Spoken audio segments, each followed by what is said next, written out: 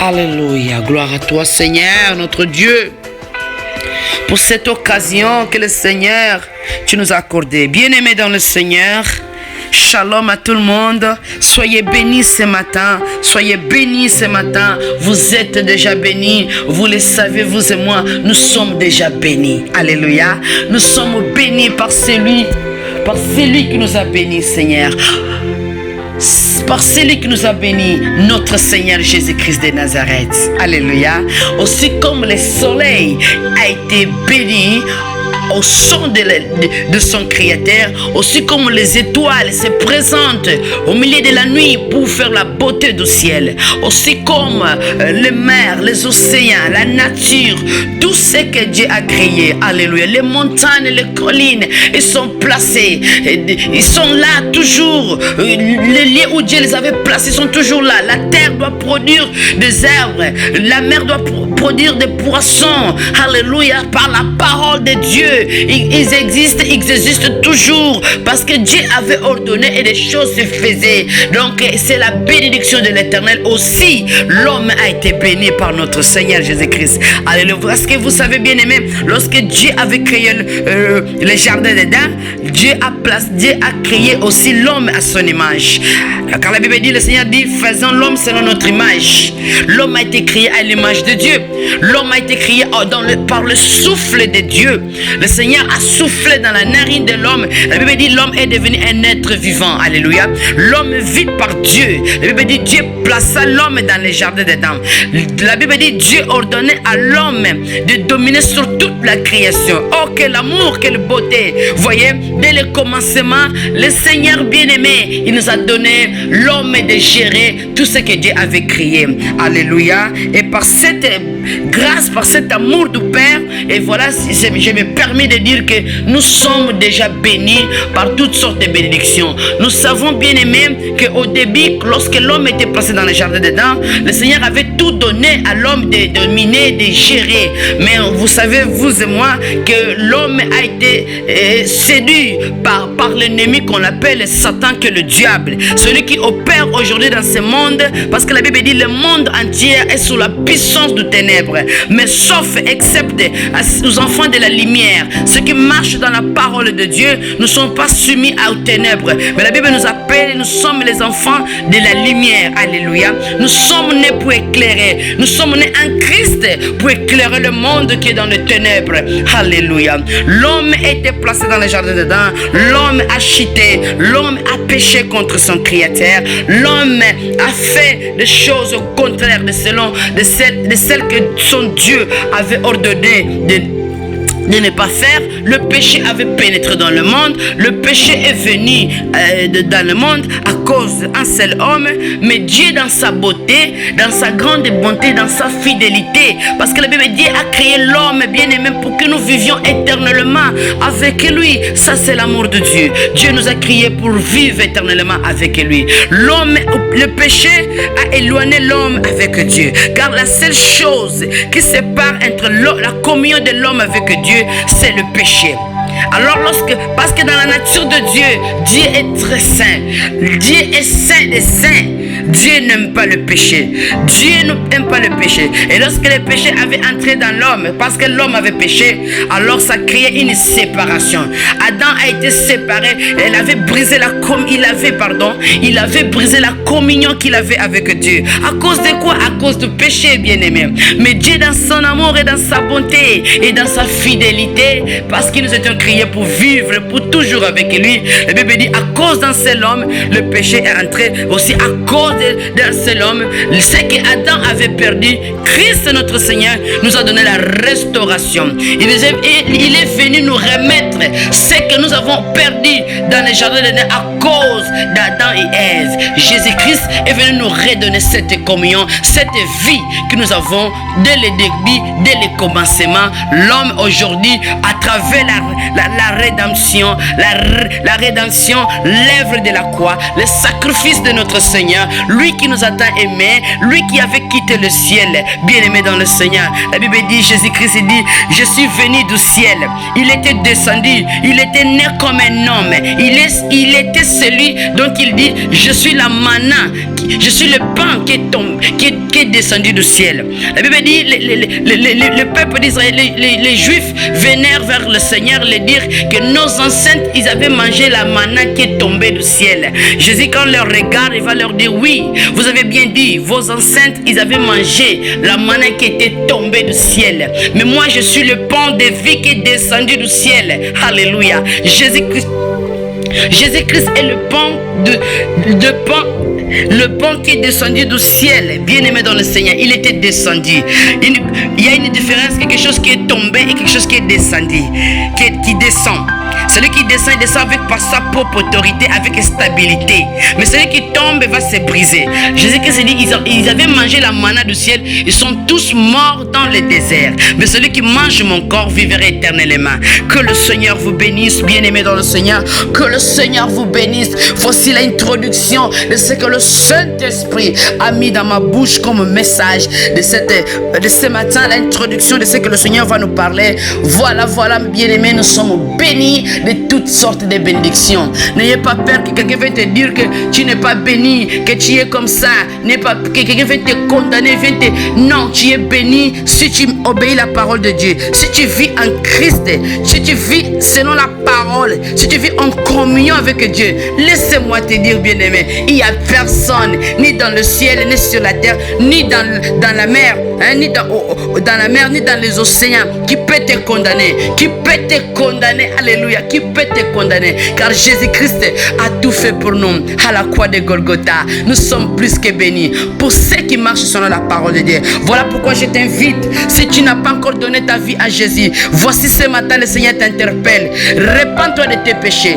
reconnais tes péchés, abandonne ton cœur entre les mains du Seigneur, car le Seigneur te renouvellera. Le Seigneur va te renouveler, le Seigneur va te faire de toi un enfant qui naît de nouveau, un enfant de Dieu. Tu auras l'accès de bénéficier toute la promesse du Père, Que le Seigneur soit béni, bien-aimé, ce matin par cette introduction de mon message. Bien-aimé dans le Seigneur, nous sommes déjà bénis, comme on vient de dire tout au début de notre message. Nous sommes déjà vraiment bénis. Que le Seigneur soit glorifié parce qu'il est Dieu. Alléluia. Bien-aimé dans le Seigneur, aujourd'hui, ce matin, le Seigneur m'a mis encore une parole pour venir partager avec vous. Bien-aimé dans le Seigneur, nous sommes en train de vivre un temps difficile. Vous savez, vous et moi, nous sommes en train de parcourir des temps difficiles. Mais pour ceux qui sont des amis de la lecture de la parole de Dieu, pour ceux qui obéissent le Seigneur, parce que Dieu a dit que cet livre de la loi ne s'éloigne pas de ta bouche, mais que tu les médites le matin et le soir. Le Seigneur nous invite à renouveler notre intimité de la lecture de la parole de Dieu. Lire la Bible. Un enfant de Dieu, un chrétien qui ne lit pas la Bible ne peut pas agréer à Dieu. Nous devons lire la parole parce que c'est dans la parole de Dieu que le Seigneur nous donnera la connaissance. La connaissance vient de ce qu'on entend. La Bible dit la foi vient de ce qu'on entend. Ce qu'on entend, c'est la parole de Dieu. La foi ne vient pas de lire le journal. La foi ne vient pas de regarder la télévision. La foi ne vient pas de lorsque on passe tout notre temps dans le WhatsApp, dans le YouTube, dans les réseaux sociaux. Non, toutes ces choses-là, au contraire, ça existait.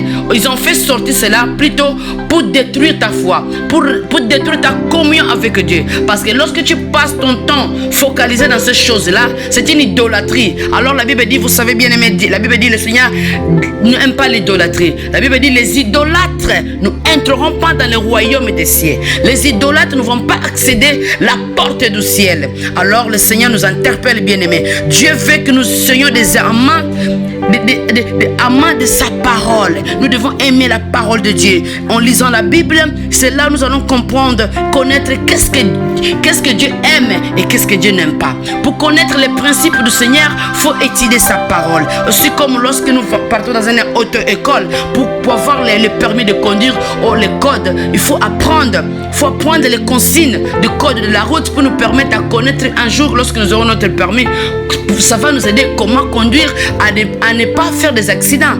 Alors c'est de la même. Toute personne qui ne lit pas la parole de Dieu, toute personne qui ne lit pas la parole de Dieu, même si tu vis, tu marches, sache-le que tu es dans le chemin de la mort. Je vouloir ou pas, tu tomberas dans les fossés. Mais ce matin, le Seigneur est venu t'interpeller. Bien-aimé, c'est le temps que nous devons faire le retour au fondement, retour au commencement. C'est ça que de tout début, tous mes messages que le Seigneur me met au cœur, j'ai dit toujours, le Seigneur nous appelle à faire le retour au commencement de la création, au commencement de l'église primitive, au commencement au commencement de l'église primitive, au commencement des actes des apôtres, au commencement de la communion avec Jésus-Christ. Nous devons retourner, bien-aimés. Aimons la parole du Seigneur. Cela va nous aider à suivre le pas de notre Seigneur Jésus-Christ. Parce que vous savez, la Bible dit, Jésus-Christ dit, si vous m'aimez, que ma parole demeure en vous. Le Seigneur sait qualifier ses enfants, ce qu'il aime, ce qu'il n'aime pas. Pour Dieu, Dieu nous connaît plus que personne. Et il nous a bien dit, si vous m'aimez, vous devez aimer ma parole. Aimer la parole, ça veut dire aimer Christ. Jésus, que ce soit à nous, que nous vivions sa parole jour après jour. Et cela, ça va prouver notre amour vers lui. Ça va montrer notre affection vers le Seigneur. Lorsque nous aimons la parole, lorsque nous aimons, nous le gardons dans nos cœurs. Et lorsque nous le gardons, ça va nous permettre de marcher en pratiquant cette parole. Que le Seigneur soit glorifié, que le Seigneur soit béni, parce qu'il est Dieu, il sera toujours Dieu. Il était, il est, il sera. Louange à notre Seigneur bien-aimé. Je vais lire la parole de Dieu pour ne pas aller trop loin par rapport à notre temps, pour permettre à nos bien-aimés vraiment d'avoir le temps d'écouter ce message que le Seigneur nous a vraiment donné comme une source de bénédiction. Bien-aimés dans le Seigneur m'a dit seulement de prendre la Bible, mais je ne sais pas non plus moi qu'est-ce que le Seigneur va nous parler. Nous sommes que des tuyaux, nous sommes que des vases, et voilà, le Saint-Esprit va parler, il va nous bénir, va nous édifier de la manière dont il veut nous parler. Alléluia. Que le Seigneur soit béni, bien-aimés. Je vais vous inviter avec moi. Nous allons prendre le livre de Jérémie, chapitre 10. Jérémie, livre du prophète Jérémie, chapitre 10. Je lis la parole du Seigneur. Écoutez la parole de l'Éternel. Vous adresse, maison d'Israël. Écoutez la parole que l'Éternel vous adresse, maison d'Israël. Amen. Ainsi parle l'Éternel. N'imitez pas la voix des nations. Amen. Et ne craignez pas les signes du ciel, parce que les nations les craignent. Alléluia. Amen. Je vais m'arrêter là. Je vais seulement m'arrêter là. Je répète, dit le Seigneur, écoutez la parole de l'Éternel. Ça, c'est le prophète qui dit au peuple d'Israël, écoutez la parole de l'Éternel. Vous adresse, maison d'Israël. La parole que l'Éternel vous adresse, maison d'Israël. Ensuite parle l'Éternel. N'imitez pas la voix des nations. Amen. Ne craignez pas les signes du ciel, parce que les nations les craignent. Parole du Seigneur. Je m'arrête là, bien-aimé. Et à la maison, après, vous allez pouvoir lire tout le chapitre tout entier. Mais moi, je vais m'arrêter là pour me permettre, par rapport à notre temps. Je vais m'arrêter là. Bien-aimé dans le Seigneur, merci Saint-Esprit pour cette parole. Que ton nom soit glorifié, notre Seigneur Jésus. Toi qui nous parles d'une manière ou d'une autre. Et voici, Papa, merci, nous nous disposions entre tes mains. Parle-nous afin que nos vies soient édifiées par cette parole. Bien-aimés dans le Seigneur, cette parole que le Seigneur nous a donnée ce matin, si le Seigneur nous parle parce que c'est par amour, le Seigneur édifie son peuple par amour. La Bible dit, le Seigneur redresse ce qu'il aime. Il nous redresse parce que le Seigneur nous considère comme ses enfants chéris. Pas nous considérer, mais nous sommes ses enfants chéris. Par amour du Seigneur. Là, nous avons vu, c'est le prophète Jérémie, serviteur de Dieu. Jérémie est un prophète par lequel le Seigneur avait choisi comme un vase, par lequel le Seigneur parlait dans la bouche de son serviteur. Et maintenant Jérémie qui se présente encore devant le peuple d'Israël pour leur dire, écoutez maison d'Israël. Écoutez maison d'Israël, ce que dit le Seigneur. Le Seigneur parle à la maison d'Israël. Le Seigneur parle à la maison d'Israël. Vous savez bien aimé que Israël aujourd'hui, c'est vous et moi. C'est vous et moi bien aimé. Israël, c'est vous et moi. Nous sommes Israël par la foi en Jésus-Christ, notre Seigneur et Sauveur. Alléluia. Jésus-Christ, notre Seigneur, nous a donné le droit de devenir les enfants de Dieu. Alléluia. La Bible dit, le salut est venu à travers les Juifs. Mais Jésus n'était pas venu simplement pour eux. Oui, la Bible dit, il était venu pour les siens. Mais les siens ne l'ont pas accepté. Notre Seigneur tourne vers les nations. À tous ceux qui l'ont reçu, qui Jésus, Dieu leur donnait le pouvoir de devenir les enfants de Dieu. Alléluia. Le Seigneur nous a donné le pouvoir de devenir les enfants de Dieu. Bien-aimés dans le Seigneur, je crois que des fois nous oublions la valeur que le Seigneur nous a donnée. Jésus-Christ nous a donné une grande valeur. Une grande valeur que des fois nous n'arrivons pas à réaliser. Cette valeur que Dieu nous a attribuée. Une valeur que même le monde des ténèbres, ils sont jaloux de cette valeur que Jésus nous a rétablie, que Jésus nous a donnée, que Jésus nous a revêtie. Même le diable, lui qui était un archange dans le lieu céleste, lui qui avait contemplé la gloire et la beauté de notre Seigneur, la gloire et la magnificence de notre Dieu. Mais parce qu'il avait eu des pensées impures dans sa conscience, dans son cœur, comme au début de mon introduction, j'avais dit que le Seigneur Dieu est saint. La seule chose qui sépare l'homme avec Dieu, c'est le péché. Dieu aime le pécheur, mais Dieu n'aime pas le péché. Car nous sommes tous des pécheurs, mais Dieu n'aime pas le péché. Parce que dans sa sainteté, Dieu ne peut pas se réunir, aimer le péché. Dieu n'aime pas le péché, mais il aime le pécheur qui se convertisse, qui se répand, qui abandonne le péché. Dieu aime le péché qui change d'attitude. Je viens de dire que le diable, il était dans la gloire du Seigneur. Il avait contemplé ce qu'il avait perdu. Maintenant, Jésus-Christ de Nazareth, il est venu nous revêtir de cette gloire. Maison d'Israël. Nous étions éparpillés, nous étions comme des brebis sans berger. Nous les nations, autrefois, nous étions des peuples sans espérance, sans espoir. Mais la grâce et l'amour de Dieu nous a choisis. La grâce et l'amour de Dieu nous a choisis. Le Seigneur nous a donné le droit de devenir les enfants de Dieu. Désormais, nous sommes Israël par la foi en Jésus-Christ. Jésus nous a choisis. Nous a donné un nom nouveau. Il a fait de nous un peuple sacré à l'honneur de notre Seigneur. Alléluia. Quand vous lisez le livre d'Apocalypse, vous savez que la Bible dit que le Seigneur, il nous a rachetés. Il nous a rachetés par son propre sang pour faire de nous des prêtres, des sacerdotes, des lévites au service sacré de notre Dieu. Alléluia. Oh Rachimando, au service sacré. Voyez la mission par laquelle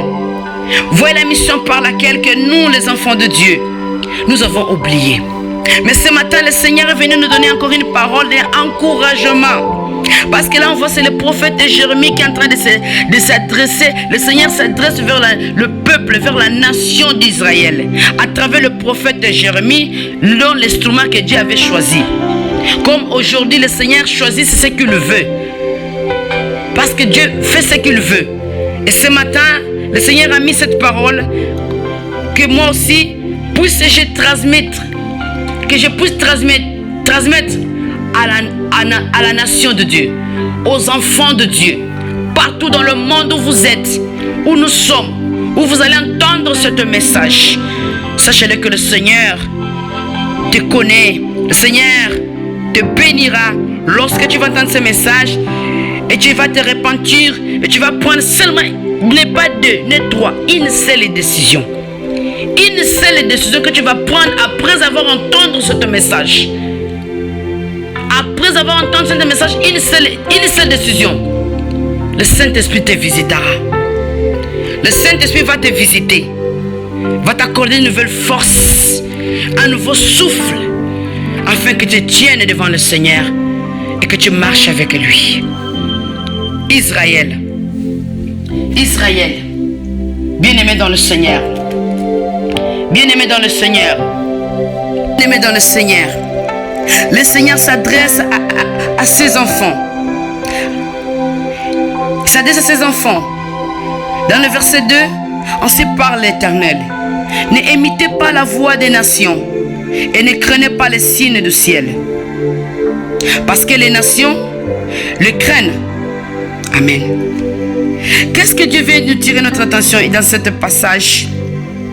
Dieu est en train de venir nous dire encore ce matin. Quant à vous, le peuple d'Israël, quant à vous, les enfants de Dieu, quant à vous, les chrétiens, quant à vous qui aimez le Seigneur, quant à vous qui vous tournez votre espoir vers Dieu, peuple de Dieu, enfants de Dieu, car la volonté de Dieu est que tout homme soit sauvé. Aujourd'hui, nous qui nous sommes les enfants, autrefois nous étions des peuples, parce qu'il y a une différence entre peuple et les enfants. Peuple, oui, dans la majorité, Dieu nous a tous créés. Mais au milieu du peuple, Dieu est en train de sélectionner. Et cette sélectionner, ça se fait lorsque quelqu'un donne sa vie au Seigneur. Il sort dans les rangs des peuples, il vient dans les rangs d'un enfant. Un enfant devant un père, il a plus d'intimité par rapport à un peuple. C'est comme nous dans notre maison. Mes enfants ont plus d'intimité. Mon fils a plus d'intimité avec son père par rapport à quelqu'un que mon mari va rencontrer en dehors. Un jeune garçon va l'aimer comme étant qu'il va lui donner l'amour au prochain. Va pouvoir peut-être même l'aider. Mais l'attention de mon mari ne sera pas portée vers cette personne-là, cet jeune garçon, ne sera pas la même comme celle qu'il porte vers son propre fils qui est dans sa maison, son propre fils. Le fils a plus d'intimité auprès de son père, ceux qui habitent dans la même maison par rapport à ce qui est en l'extérieur. Aussi, c'est le plan du Seigneur. Dieu nous appelle les enfants. L'enfant pour nous permettre d'avoir l'intimité. Mais qu'est-ce que le Seigneur nous dit dans ce verset? Il nous dit simplement, nous n'imitons pas les nations. Vous n'imitez pas la voix des nations. Vous n'imitez pas la voix des nations. Vous n'imitez pas, vous les enfants de Dieu. Vous le peuple choisi. Vous, nous les élus de Dieu. Nous les nations bénies par le Seigneur. Nous qui nous avons déjà donné notre vie au Seigneur. La Bible dit, le Seigneur nous dit, ne imitez pas la voix des nations. La première condition, la première chose que le Seigneur est en train de dire ici, ne imitez pas la voix des nations. Quelles sont la voix des nations? Que le Seigneur nous a interdit de ne pas imiter la voix des nations. Vous savez, n'imitez pas la voix de nation. C'est une ordre que le Seigneur est en train de donner aux enfants d'Israël. Parce qu'à l'époque, les enfants d'Israël, le Seigneur les avait dit que je vous ai tiré dans le pays d'Égypte et je vous amènerai dans un autre pays. Mais là-bas où je vais vous amener, vous ne ferez pas comme les nations. Qu'est-ce que les nations faisaient? Les nations marchaient dans le péché, dans les abominations. Les nations, ils faisaient des choses au contraire de ce qui déplaît à Dieu. Raison pour laquelle le Seigneur les rejetait, les nations, parce qu'ils faisaient des choses qui étaient au contraire à sa volonté. Les nations marchaient selon leur propre voie. Chaque nation avait son propre Dieu. Chaque nation avait son propre Dieu qu'ils adoraient. Des abominations, l'idolâtrie. Les nations faisaient des choses au contraire. Les nations faisaient marcher dans le péché, dans l'iniquité, dans la sodomie, dans l'impudicité. Ils sacrifiaient même de leurs enfants. C'est ça. Les nations faisaient quoi? Les nations ne voulaient pas connaître la voix du Seigneur. Les nations s'est livrées dans toutes sortes de péchés et des abominations. Les nations faisaient quoi, bien-aimés? Les nations se haïssaient aussi. Les nations, ils avaient la soif de gagner plus, de vouloir posséder tous. Mais nous, ce matin, le Seigneur nous tire notre attention. Mais quant à vous, les enfants de Dieu, quant à vous, les élus du Seigneur, quant à vous qui aimez le Seigneur, ne marchez pas selon la voie des nations. Nous imitons pas les nations. Les nations sont tous ceux qui n'ont pas Jésus-Christ comme Seigneur et Sauveur. Les nations à l'époque de Sodome et Gomorrhe, qu'est-ce qu'ils faisaient? Afin que Dieu puisse faire descendre le feu, Dieu avait exercé son jugement auprès de cette nation. Qu'est-ce qu'il faisait? Lisez la Bible, bien-aimés. Retournons dans le fondement. Aimons la lecture pour connaître quelles sont les voies que Dieu n'aime pas. Dans les Sodome et Gomorrhe, il y avait la sodomie. Il y avait la sodomie, bien-aimés. Est-ce qu'aujourd'hui, il n'y en a pas? Il y en a. Il y en a toutes sortes de péchés. Les hommes se marient, les hommes et les hommes. Femmes et femmes se marient. Des avortements. Bien-aimés.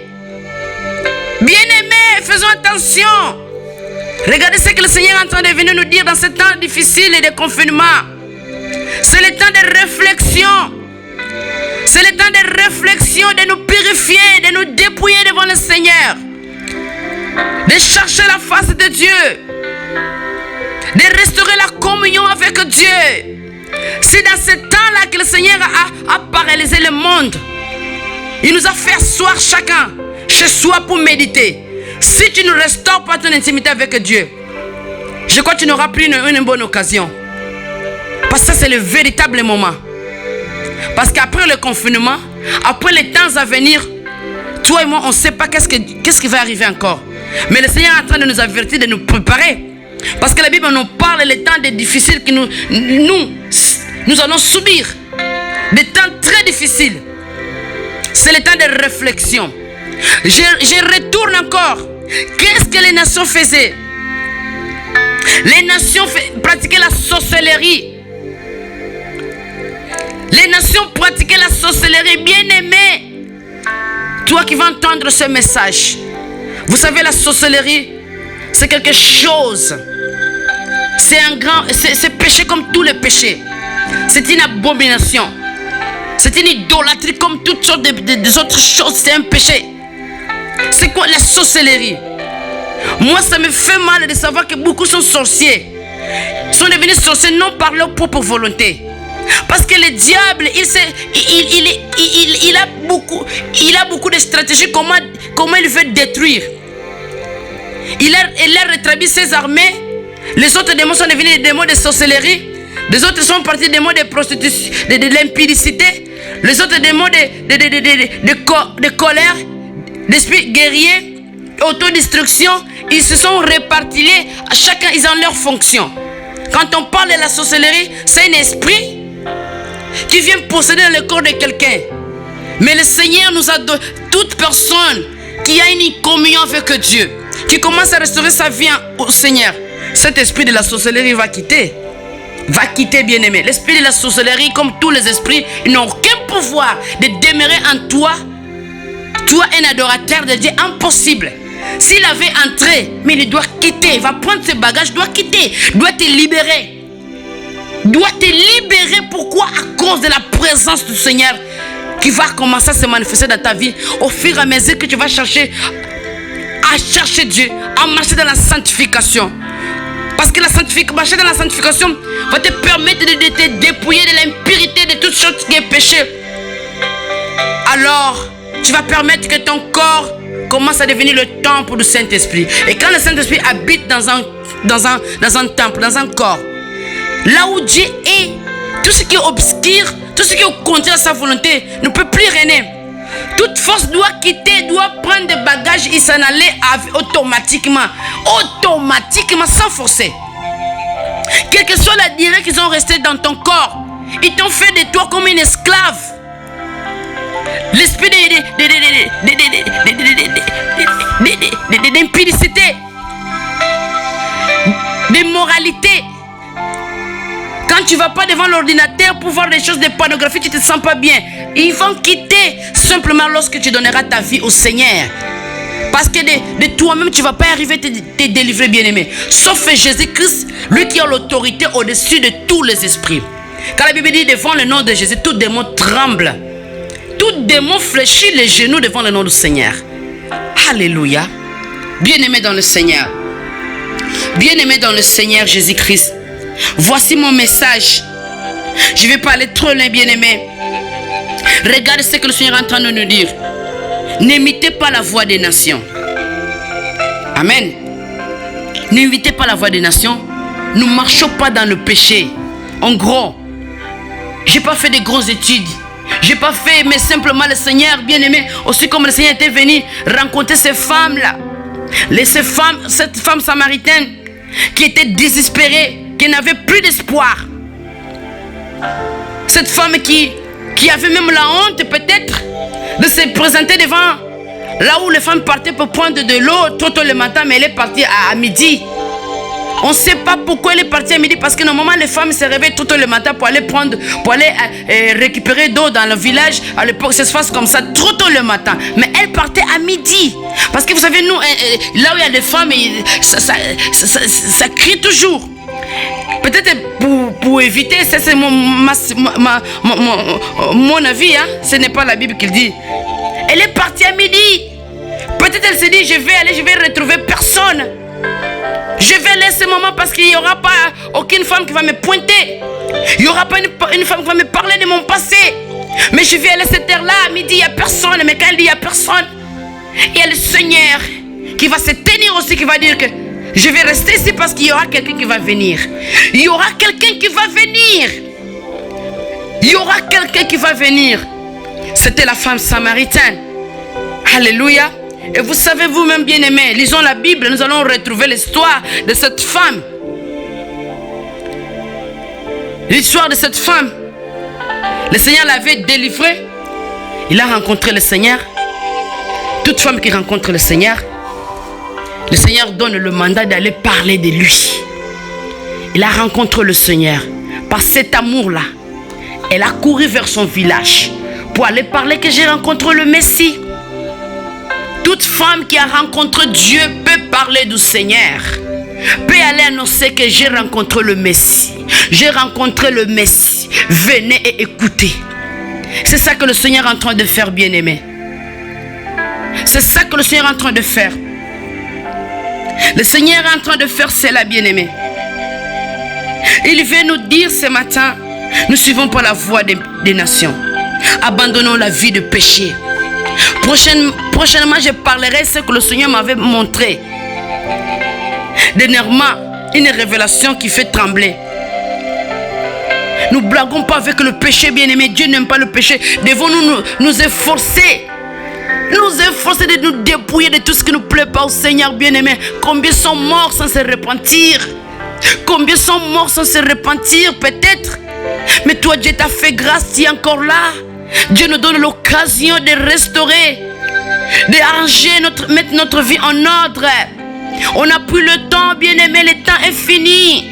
Le temps de la grâce va à sa fin. Le temps de la grâce, bien-aimé, je vais répéter, va à sa fin. Vous savez, 1000 ans devant le Seigneur, c'est un jour. Un jour, c'est 1000 ans devant Dieu. Daniel, il en veut parler de 70 semaines. Vous savez, nous sommes en quelle semaine de Daniel? Devons-nous demander à Dieu quelle semaine nous sommes en train de vivre? Est-ce que nous sommes en train de vivre la 6e semaine ou la 5e semaine? Oh, il reste encore une ou deux semaines. Point d'interrogation. Mais je vais te dire que nous sommes en train de vivre le temps de la fin. Le temps de la grâce va à sa fin. C'est le temps de se repentir. C'est le temps d'abandonner les mauvaises voies. C'est le temps de nous restaurer avec Dieu. Le Seigneur a permis le confinement. Le Seigneur a permis le confinement afin que nous faisons l'introspection de chacun de nous là où nous sommes. Chacun doit s'asseoir, restaurer sa communion avec Dieu. Fais de nos maisons véritables églises bien-aimées. Fais de nos maisons les lieux où nous adorons le Seigneur notre Dieu. Faisons de nos enfants les disciples du Seigneur Jésus-Christ. Apprenez nos enfants à aimer le Seigneur, à respecter la parole de Dieu. Transmettons les valeurs précieuses de Dieu à nos enfants, car c'est une responsabilité que le Seigneur nous a donnée. Le papa, prenez vos responsabilités pastorales. Le premier ministère, c'est vos maisons que le Seigneur vous a données. Beaucoup se battent ministère, ils croient que pour aller servir seulement aller devant la chair, devant l'église. Et la véritable église, d'abord, nous devons commencer par notre propre maison. C'est le grand travail d'abord. Le Seigneur nous a établis d'abord pour travailler dans notre maison. Et dans ce temps de confinement, il y a eu des couples qui ne se regardaient pas face à face. Les gens sortaient le matin, on se voit que le soir. Les enfants partent à l'école le matin, ils viennent presque la fin de la journée. Les familles étaient brisées. Séparation à gauche, à droite. Il n'y avait pas la communion familiale. Mais Dieu a permis le confinement, bien-aimé, pour un but. Dieu a permis le confinement pour un but. C'est le temps de la restauration. C'est le temps de la restauration. C'est le temps de la restauration, je dis. Alléluia. C'est le temps de la restauration. Repentons-nous, bien-aimés. Abandonnons le mal. Fuyez l'impudicité. Fuyez l'impudicité et l'immoralité. Fuyons les mensonges, l'idolâtrie, la sorcellerie. Fuyons toutes sortes de péchés. La haine, la colère, la jalousie. Ce sont des péchés qui se trouvent dans l'église, même au milieu de ceux qui nous disons chrétiens. Il y a beaucoup de choses que nous devons améliorer, bien-aimés. On n'a plus le temps. On n'a plus le temps. Nous devons regarder Jésus et nous focaliser qu'à lui. Et nous nous inspirons à avoir ses qualités, ses caractéristiques. Bien-aimés dans le Seigneur, avoir ses caractéristiques. Jésus-Christ est notre référence. Jésus-Christ est notre référence. Jésus nous a pas appris à haïr les autres, à détester les autres. Jésus nous a appris même quelqu'un, quand tu fais de mal, tu dois l'aimer. Alléluia. Quand quelqu'un tu fais de mal, tu dois aimer ton prochain. Devons-nous nous pardonner les uns les autres réciproquement, automatiquement. Devons-nous nous humilier les uns les autres automatiquement, bien-aimés. Si le Saint-Esprit est avec nous, c'est lui qui va nous aider. Ça ne sera pas par notre force. Alors vous qui allez entendre ce message, je vais m'arrêter là, s'il vous plaît. Priez, prenez votre temps de prière. Demandez le Saint-Esprit de vous aider, de nous aider à mettre en pratique la parole de Dieu. Que le Seigneur vous bénisse. J'arrivais à la fin de mon programme. Que le Seigneur vous bénisse, bien-aimés. Que le Seigneur vous bénisse. S'il vous plaît, prenez vraiment le temps de prière. C'est que j'insiste encore, bien-aimés, s'il vous plaît, c'est que le Seigneur me met en cœur. Prenez le temps de prière dans nos maisons. Apprenez nos enfants les principes bibliques, parce qu'après le confinement, nous allons encore affronter le temps à venir de certaines choses. Il faut que nous préparions nos enfants. Il faut que nous nous préparons, parce que ce qui va venir demain, après-demain, personne ne le sait. Dieu seul le sait. Que le Seigneur vous bénisse. Que le Seigneur vous bénisse, bien-aimés. Que le Seigneur vous garde. Que le Seigneur vous protège. Que le Seigneur vous protège. Alléluia. Que le Seigneur vous protège, bien-aimés. La dernière phrase de ce même texte, verset 2, le Seigneur dit, après avoir le Seigneur nous a dit de ne pas craindre de ne pas marcher comme les nations, le Seigneur nous dit aussi, ne craignez pas les signes du ciel. Ne craignez pas les signes du ciel, parce que les nations les craignent. Amen. Ne craignons pas les signes du ciel, les signes des choses qu'on est en train de voir, les choses qui sont en train de se passer. La maladie qui est en train de frapper le monde, le Covid-19, la pandémie, le Seigneur nous dit, ne craignez pas. Les nations les craignent. Qu'est-ce que sont les nations? Qui sont les nations? Ceux qui n'ont pas Jésus-Christ comme Seigneur et Sauveur de leur vie. Ceux qui n'ont pas Jésus comme le Maître, le conducteur, le Sauveur et le Dieu de leur vie. Tous ceux qui vivent au contraire selon la voie du Seigneur, Dieu considère les nations. Et ils sont en train de craindre. Ils sont en train de craindre. Mais à nous, le Seigneur dit, ne craignez pas. Et par cet amour, le Seigneur aussi nous donne la grâce. Parce que Jésus-Christ est le Dieu de la grâce, le Dieu d'amour qui nous a donné la grâce et l'amour. Il nous enseigne d'aller transmettre sa parole à ceux qui ne le connaissent pas. Toi qui vas entendre ce message, tu vas dire à quelqu'un qui ne connaît pas le Seigneur, tu dois le partager de Jésus et tu vas lui dire que s'il met sa confiance au Seigneur, le Seigneur le fera grâce. Il bénéficiera de la promesse de Dieu et la protection de Dieu. Il y aura aussi non plus peur devant cette pandémie qui est en train de faire trembler beaucoup de gens. Mais le Seigneur nous dit, ne craignez pas. Ne craignez pas. Je vais faire la continuité de ce ne craignons pas. Prochainement dans le message que le Seigneur va me permettre, je vais encore rajouter cette phrase, ne craignons pas. Que le Seigneur vous bénisse. Soyez bénis, bien-aimés.